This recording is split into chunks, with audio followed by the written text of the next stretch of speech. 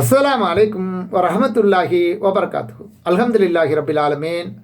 வஸ்ஸலாத்து வஸ்ஸலாம் அலா அஸ்ரஃபில் அம்பியாய் முர்சலீன் நபியனா முஹம்மத் வ ஆலிஹி வசாபிஹி அஜ்மயீன். அம்மாபாத். கண்ணியத்துக்குரிய எல்லாம் வல்ல அல்லாஹு ஜல்லசானு தாலாவின் நல்லடியார்களே, அன்பிற்கினிய சகோதர சகோதரிகளே, பிரமத அன்பர்களே, நண்பர்களே, உங்கள் அனைவரின் மீதும் ஏக இறைவனுடைய சாந்தியும் சமாதானமும் என்றென்றும் நிலவ பிரார்த்திப்பதோடு நான் சங்கை அப்துல் அஜீஸ். அல்லாஹ்வுடைய அருளால் அனைவரும் மிக நலமாக இருப்பீர்கள் என்று நம்புகிறேன். அல்ஹம்துலில்லாஹ். எல்லா புகழும் அல்லாஹ்வுக்கே. இது இஸ்லாம் கூறும் மன்னரை வாழ்க்கை பாகம் 6. இந்த காணொலியில் கஃப்ரில் மன்னரையில் அடக்கம் செய்துவிட்டு திரும்பும்போது என்னென்ன நிலைகள் நடக்குது அப்படிங்கிறத தெளிவாக நம்ம ஆதாரத்தின் அடிப்படையில் அறிந்து கொள்ள இருக்கிறோம் இன்ஷா. அதில் முதலாவதாக அல்லாஹ்வின் தூதர் ஸல்லல்லாஹு அலைஹி வஸல்லம் அவர்கள் கூறுகிறார்கள், ஒரு அடியானது உடலை கஃப்ரில் அடக்கம் செய்துவிட்டு அவனுடைய தோழர்கள் திரும்பும்போது அவர்களின் செருப்பின் ஓசையை அந்த இறந்து போன மையத் செவியேற்கும் என்று கூறுகிறார்கள்.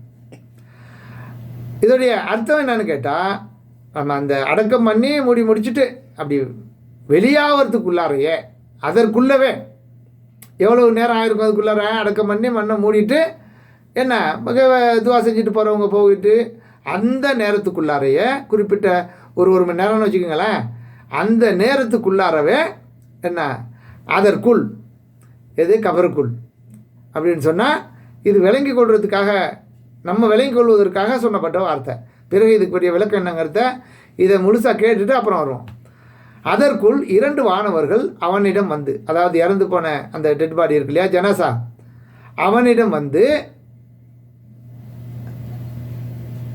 அவனை எழுப்பி உட்கார வைத்து அவனுக்கு ரூஹு கொடுத்து உட்கார வைத்து என்ன முகமது எனும் இந்த மனிதரை பற்றி நீ என்ன கருதி கொண்டிருந்தாய் என்று கேட்கிறார்கள். பல ஹதீஸ்கள் இருக்கு, இன்னும் விளக்கங்களா சரியா. இதில் கேட்கக்கூடிய இந்த ஹதீஸில் வரக்கூடிய செய்தி இது சரியா. அந்த 3 அடிப்படைகள் உள்ளது, மண் ரப்புக்க மண் தீனுக்க இப்படிலாம் இருக்கும் இல்லையா.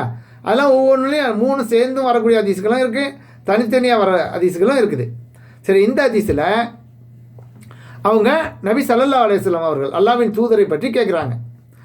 அதற்கு அவன் யார், அந்த ஜனாசா, இவர் அல்லாஹ்வின் அடியாரும் அவனுடைய தூதரும் ஆவார்கள் என நான் சாட்சி கூறுகிறேன் என்பான். பிறகு நீ கெட்டவனாக இருந்திருந்தால் நரகத்தில் உனக்கு கிடைக்கவிருந்த, அதாவது நீ தங்கும் இடத்தை பார் என்று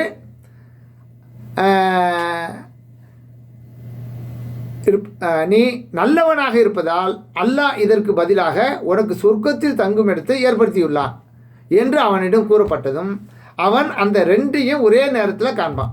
அது என்ன சொல்கிறாங்கன்னா, அந்த வானவர்கள் வந்து அவன் இந்த ஜனாசா இருக்குது, அது நல்லடியாருடைய ஜனாசா, நல்ல அல்லாஹ் ரசூலும் சொன்னபடி வாழ்ந்த ஒரு ஜனாசா, அப்படிப்பட்டவர். அப்போ அவர்கிட்ட நீ நல்லவனாக இருக்கிற, ஆனால் நல்லவனாக இருக்கிறதுனால உனக்கு மறுமையில் விசாரணைலாம் முடிஞ்சு கிடைக்க இருக்கிற அந்த சொர்க்கம் இருக்கு இல்லையா, அவைகளை இங்கே காட்டப்படுது இவருக்கு. அது மட்டும் இல்லாமல் நீ கெட்டவனாக இருந்திருந்தால் உனக்கு என்ன கிடைத்திருக்கும் அப்படிங்கிற அந்த நரக வேதனை சம்பந்தமான விஷயத்தையும் காட்டுவார். இது 2ஐயும் ஒரே நேரத்தில் அவர் பார்க்குறார். எப்படி ரைட்டில் அவர் நல்லவராக இருந்ததுனால அவர் தங்க போகிற அந்த சொர்க்கம் சம்பந்தமான இதுகள் காட்சியாக காட்டப்படுது. ரைட் சைடில் லெஃப்ட் சைடில் அவர் கெட்டவராக இருந்திருந்தால் அவர் எங்கே போயிருப்பாருங்கிற அந்த இடத்தையும் காட்டப்படுது. அப்போ நிராகரிப்பவனாகவோ நயவஞ்சகனாகவோ இருந்தால் கேள்வி கேட்கப்பட்டதும் எனக்கு எதுவும் தெரியாது, மக்கள் என்னத்தை சொல்லி கொண்டிருந்தார்களோ அதை தான் நானும் சொல்லி கொண்டிருந்தேன் என்பான். அதாவது அல்லாஹ்வை நிராகரித்து இணை வைச்சவங்க இருக்காங்களே, அவர்களாக இருந்தாலும் என்ன முனாபிக்குத்தனமா என்ன முஸ்லீம்களை பார்த்தா நானும் முஸ்லீம் தாங்கிறது, மற்றவங்களை பார்த்தா நானும் ஒன்று சேர்ந்தவன் தாங்கிறது, வேடதாரிகள் இருக்காங்கல்ல முனாபிகள், உள்ளொன்று வைத்து புறமொன்று பேசக்கூடியவர்கள், அப்படிப்பட்டவர்கள் என்ன அவங்கள்ட்ட அந்த கேள்வி கேட்கப்படும்போது அது என்னெல்லாம் எனக்கு தெரியாது, நம்ம அதெல்லாம் கவனிச்சுலாம் பார்க்கல, அதை சிந்தித்து பார்க்கல, அதை நான் ஏற்றுக்கொள்ளவும் இல்லை. பொதுவாக மனிதர்கள் என்ன சொல்லிக்கிட்டு இருந்தார்களோ அதன்படி தான் நானும் சொல்லிக்கிட்டு இருந்தேன் அப்படிங்கிற பதிலை அவர் சொல்கிறார். அப்போது அவனிடம், நீயாக எப்படி நீ உனக்கு தேவை என்று நினைத்து நீயாகவே எதையும் என்ன பண்ணல, அறிந்து கொள்ளவில்லை. அது மட்டும் இல்லாமல் குர்ஆனை ஓதி அதை விளங்கி கொள்வதற்கும் முயற்சி பண்ணலை என்று அவன்கிட்ட சொல்லிட்டு, பிறகு இரும்பாலான சுத்தியல் அவனுடைய 2 காதுகளுக்கும் இடையே பிடரியில் ஒரு அடி கொடுக்கப்படும். ஏற்கனவே சொன்னோம்ல ஹதீஸ், அந்த அடி இப்படிப்பட்டவருக்கு வருது. அப்போது மனிதர்களை ஜின்களை தவிர மற்ற அனைத்தும் செவியேற்கும் அளவுக்கு அவன் அலறுவான். இது அனஸ் ரலியல்லாஹு அன்ஹு அவர்கள் அறிவிக்கிறாங்க. இது புகாரில் 1338வது ஹதீஸாக இடம்பெற்றிருக்கு. அப்போ அடுத்ததாக நல்லவர்களுக்கு வானவர்களின் வரவேற்பு. நல்லவர்களாக இருந்தால் என்ன, மலக்குகளுடைய நல்ல வரவேற்பு கிடைக்கும். அது எப்படி? நல்லவர்களுக்கு மன்னரை வாழ்வில் அழகான வரவேற்பு வானவர்களால் கொடுக்கப்படுகிறது. மதீனா வாசி ஒருவருடைய ஜனாசாவை பின்தொடர்ந்து நபி ஸல்லல்லாஹு அலைஹி வஸல்லம் அவர்கள் சென்றார்கள். ஜனாசா அடக்கம் செய்யப்பட்டதும் நபி ஸல்லல்லாஹு அலைஹி வஸல்லம் அவர்கள் கபருக்கு அருகில் உட்கார்ந்து கொண்டு நாங்களும் அவரை சுற்றி அமர்ந்தோம். இல்லையா, அடக்கம் பண்ணிக்கிட்டு இருக்காங்க, எல்லா வேலையும் நடந்துக்கிட்டு இருக்கு. நபி ஸல்லல்லாஹு அலைஹி வஸல்லம் ஓரமாக உட்கார்றாங்க, அவங்கள சுற்றி சில தோழர்களும் உட்கார்றாங்க. அப்போ நபி ஸல்லல்லாஹு அலைஹி வஸல்லம் அவர்கள் ஒரு சின்ன குச்சி, சிறிய கம்பு ஒன்றினால் நிலத்தை கீறி கொண்டிருந்தார்கள். சும்மா ஒரு குச்சி எடுத்துக்கிட்டு அப்படியே கீறிக்கிட்டே உட்காந்துருக்காங்க. திடீரென தன் தலையை உயர்த்தி கபருடைய வேதனையை விட்டும் அல்லாஹ்விடம் பாதுகாவல் தேடிக்கொள்ளுங்கள் என்று 3 தடவை எங்களை பார்த்து கூறினார்கள். பின்பு மரண தருவாயில் உள்ள ஒரு இறை நம்பிக்கையாளனுடைய நிலை பற்றி கூறினார்கள். ஒரு இறை நம்பிக்கையாளர் முஸ்லீமுடைய ஒரு நிலையை பற்றி சொல்கிறார்கள். மூமினான ஒரு அடியான் உலக தொடர்புகளை துண்டித்து விட்டு மறுமையை எதிர்நோக்கி கொண்டிருக்கும் போது சூரிய ஒளிக்கொப்பான பிரகாசமான முகத்துடன் வானிலிருந்து சில வானவர்கள் அவனிடம் இறங்குவார்கள். அவர்கள் தங்களுடைய சுவர்க்கத்து துணிகளையும் சுவர்க்கத்து நறுமணங்களையும் வைத்துக்கொண்டு அவனுடைய பார்வைக்கு எட்டும் தூரத்தில் இருப்பார்கள். அப்போது உயிரை கைப்பற்றும் வானவர் வந்து அவன் அருகில் அமருவார்.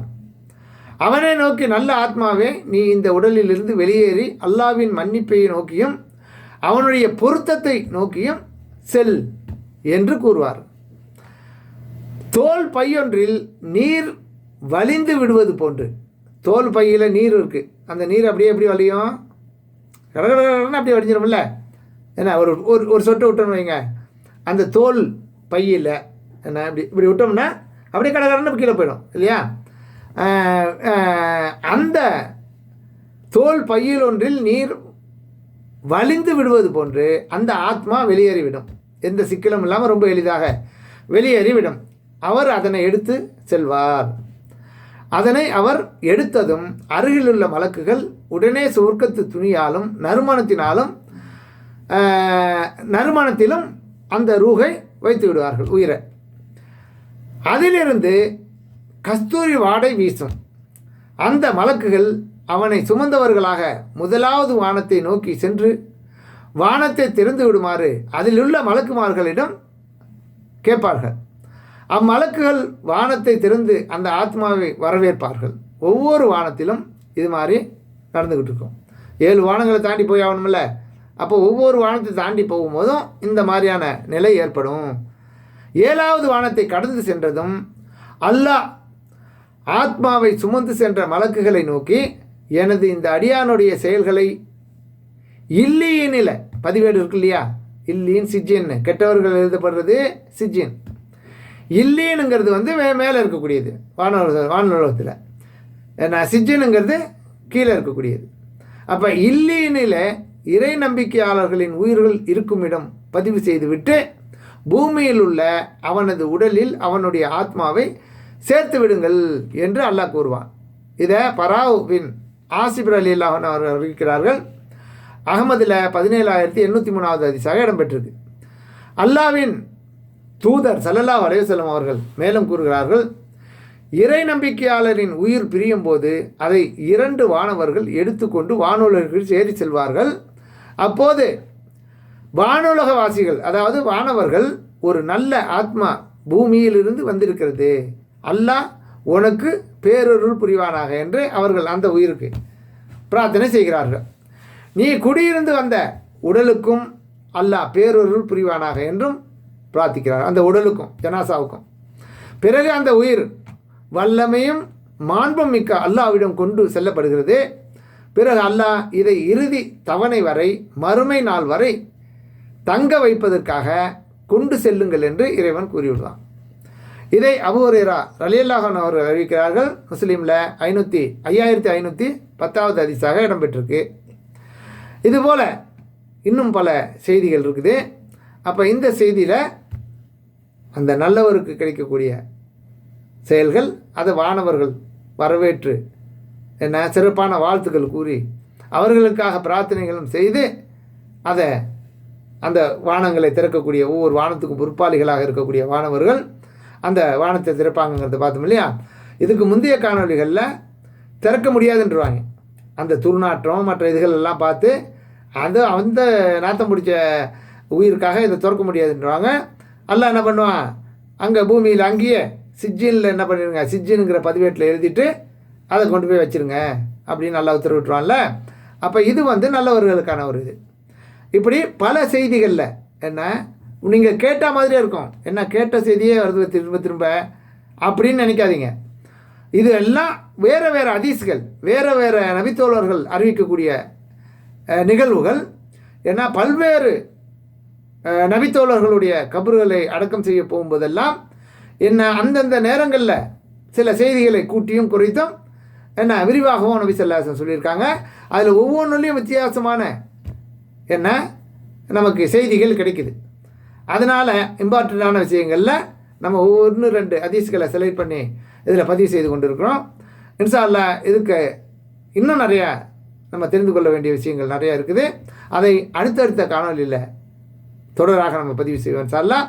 தவறாமல் அனைத்து காணொலிகளையும் நீங்கள் கேட்பதோடு மட்டுமல்லாமல் நீங்கள் சார்ந்திருக்கக்கூடிய குடும்பங்களுக்கு கொண்டு செல்லுங்கள். முக்கியமாக உங்களுடைய குடும்பத்தார்களுக்கும் இதை கேட்க செய்யுங்க. என்ன லைக் பண்ணுங்கள், ஷேர் பண்ணுங்கள். Thank you very much. ஜிசாக்கல்லாஹ் ஹைரா. உங்களுடைய கருத்துக்களையும் ஆலோசனைகளையும் என்ன பதிவு செய்ய மறந்துடாதீங்க.